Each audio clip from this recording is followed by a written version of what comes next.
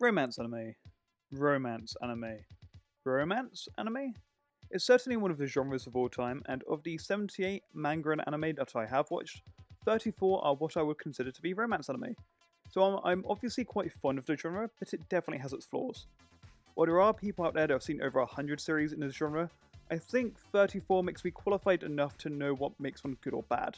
Now this is going to be about my personal taste, and things I don't like about romance anime.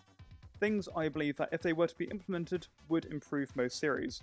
You might disagree with me on some of these, as there are some rather popular anime that I've been on record saying that I dislike or have found quite boring, so feel free to tell me why I'm wrong or add anything you think I missed.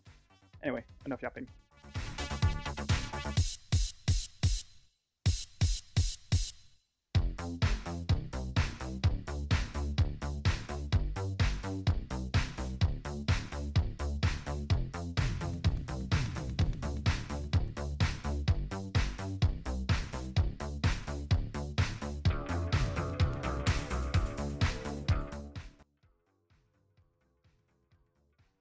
Let's begin with a trope I don't really mind. How many times have you watched a romance series and it's began with the premise of a normal high school setting and activities with an MC and their love interest, as well as a little bit of something that separates it from other anime? This one's got a tomboy, this MC wants revenge, these two play sports, this MC's buying his dates like a fucking loser, she idolizes Bonnie Blue, this one's got autism, this one is shagging their stepsisters, this one is also shagging their stepsisters, and on, and on, and on. Besides the incest, I'm actually rather unbothered by this template. In fact, when it comes to wanting to watch an anime that I can just kind of switch off to, I quite like it. However, when a lot of romance series follow it, the quirk needs to work really well and help the series stand out.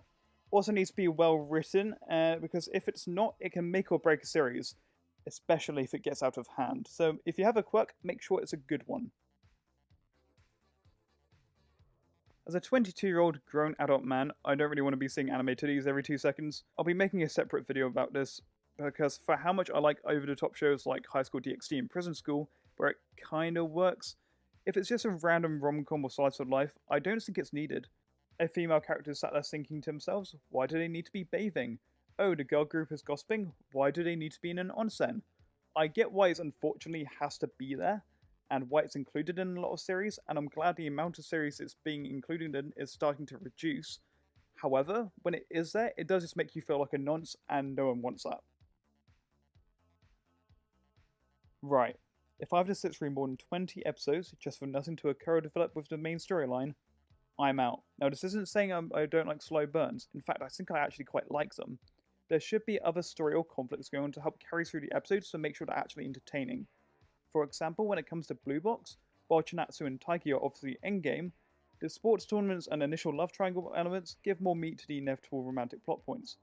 I normally find it occurs with more slice of life-esque anime, Haganai or Garu and Clannad come to mind, where I find I just start to lose interest in the story if it doesn't progress at a decent rate.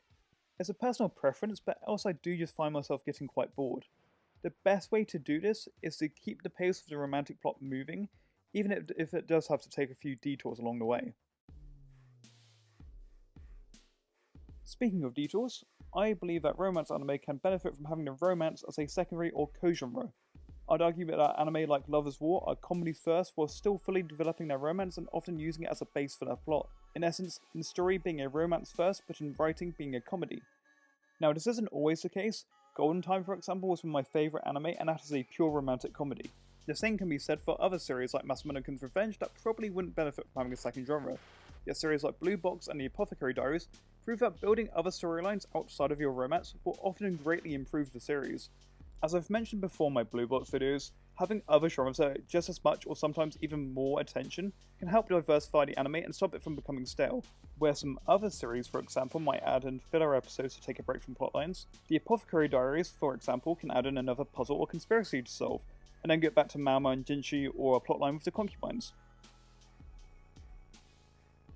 I find this is a smaller issue and is often harder to do with shorter series or films, but sometimes in longer series especially, I find I'll see a character on screen that's had a pretty decent amount of screen time and not a lot has changed about them.